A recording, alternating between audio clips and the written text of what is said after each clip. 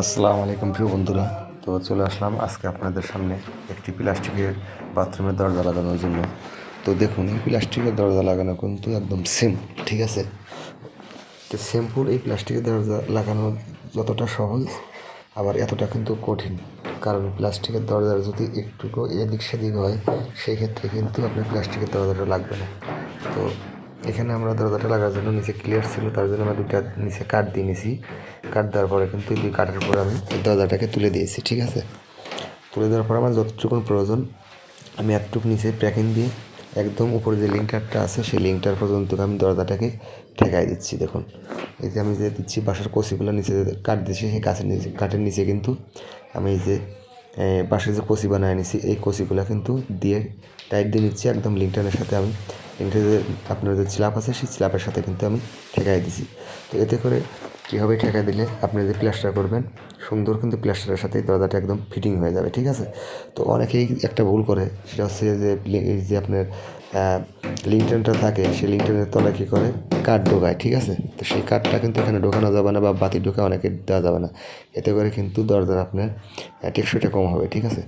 তো অবশ্যই দরজা লাগানোর সময় আপনাদের খেয়াল রাখতে হবে বাথরুমের দরজা প্লাস্টিকের, সেই দরজাগুলো কিন্তু আপনার একদম যে উপরে লিঙ্কটার আছে লিঙ্কটারের সাথে ঠেকাই দিবেন, এবং যদি ফাঁকা না থাকে সেক্ষেত্রে আপনারা খেয়াল রাখবেন এবং কচি দিয়ে লিঙ্কটারের সাথে একদম আটকাই দিবেন, ঠিক আছে? তো মেন বিষয়টা হচ্ছে কিন্তু এইটা অ্যাকুরেট শল, এবং যে দরজার হ্যাজগুলোগুলো থাকে সেই হ্যাজগুলো কিন্তু বাইরে এবং ভিতরে অ্যাকুরেটভাবে থাকতে হবে, এবং দরজাটা পারফেক্টলি লাগতে হবে, ঠিক আছে? তো অনেকেই দরজা লাগানোর পর দেখা যায় ঠিকমতো লাগে না, দরজাগুলো এদিক সেদিক এলোমেলো হয়ে যায়। তো দরজা লাগানোর সময় অবশ্যই সাবধানে খেয়াল করে লাগাতে হবে। তো আমার কিন্তু প্যাকিং দেওয়া শেষ, তো আমি এখন দিচ্ছি আমার কতটুকুন প্লাস্টার খাবে। দ্বিতীয় যেটা বিষয়, যে প্লাস্টার আপনি কতটুকুন খাওয়াবেন, আপনি যে প্লাস্টারটা করবেন আপনি কতটুকুন খাওয়াবেন, সেই মাপ অনুযায়ী আপনি আপনার দরজাটা যে আপনার বডিটা আছে আপনার সেই ফ্রেমটা কিন্তু বাইর করে রাখতে হবে, ঠিক আছে? তো অনেকেই কী করে, যে যেরকম পারে ওরকম মনে করেন যে আন্দাজেই 100টা বা 1 ইঞ্চি কেউ হাফ ইঞ্চি বেশি কিন্তু তারা রাখে। এইভাবে রাখা যাবে না। আপনার প্লাস্টারের একটা যে সঠিক মাপ আছে সেই মাপ অনুযায়ী আপনার ফ্রেমটা এখানে দিয়ে দেবেন, ঠিক আছে? তো আমার কিন্তু প্যাকিং দেওয়া শেষ, তো এখন আমি যতটুকু প্রয়োজন এই মাথা আমি বের করে নেবো, নেওয়ার পরে কিন্তু এটা সল করবো। হ্যাঁ,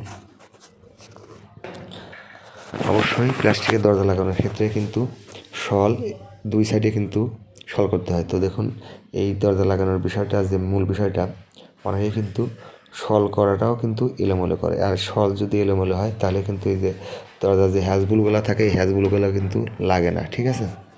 এই বিষয়গুলো আপনাদের অবশ্যই খেয়াল রাখতে হবে। আর প্লাস্টিকের দরজা লাগানো যতটা সহজ ঠিক অতটাই কঠিন।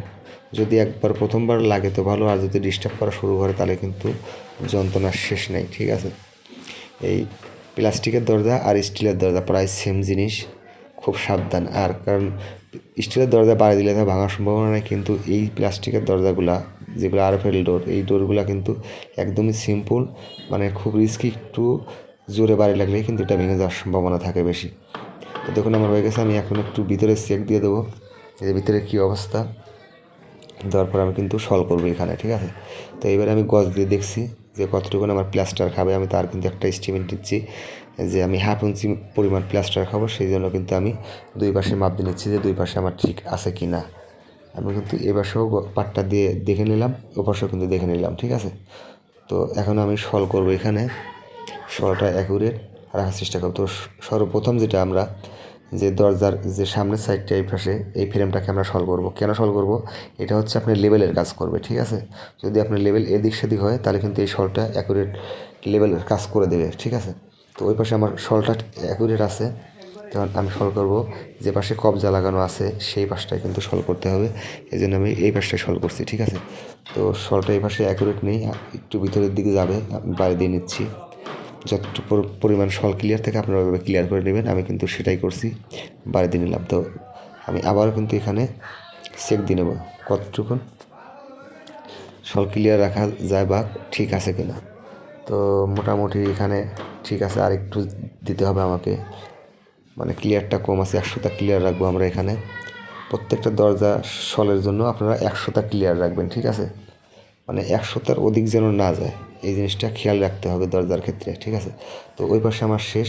এবার এই পাশে আমি আরেকটা বার দিয়ে চেক দিয়ে যে ওই পাশে ঠিক আছে কি না, এই জন্য আমি গোছটা দিয়ে কিন্তু আবার চেক দিয়ে তারপরে কিন্তু শলটা করবো এখানে, হ্যাঁ। তো এই পাশে আমি শল ধরে আবারও চেক দেবো যে উপরে আর নিচে অ্যাকুরেট আছে কি না, ঠিক আছে। তো অবশ্যই এই দরজা লাগানোর ক্ষেত্রে আপনারা খুব সাবধান এবং সতর্কভাবে লাগাবেন, তবে কিন্তু এই প্লাস্টিকের দরজাটি অ্যাকুরেট লাগবে, ঠিক আছে। তো আমার কিন্তু মোটামুটি ঠিক আছে, দেখুন একদম ইজি। আমার কিন্তু হ্যাজগুলো বাজে নেই, নিচেও কিন্তু বাজে নেই, আপনার উপরের সাথে কিন্তু একদম ক্লিয়ার আছে। তারপর আমি লাস্ট বার একটু চেকিং দিয়ে নিচ্ছি। এরপরে তারপরে কী করতে হবে, এখানে ক্লিপ লাগাইতে হবে ভিতরে। ক্লিপ লাগানোর পর কিন্তু এই ক্লিপগুলো জয়েন্টে আটকাতে হবে, ঠিক আছে। এই বিষয়গুলো অবশ্যই মাথায় রেখে আপনারা প্লাস্টিকের দরজা লাগাবেন, তো লাগানো কিন্তু ওকে, একদম পারফেক্ট, ঠিক আছে। দেখুন আমি খুব অল্প সময়ের মধ্যে কিন্তু আমার দরজাটা লাগানো শেষ, জাস্ট 6 মিনিটের কম, মানে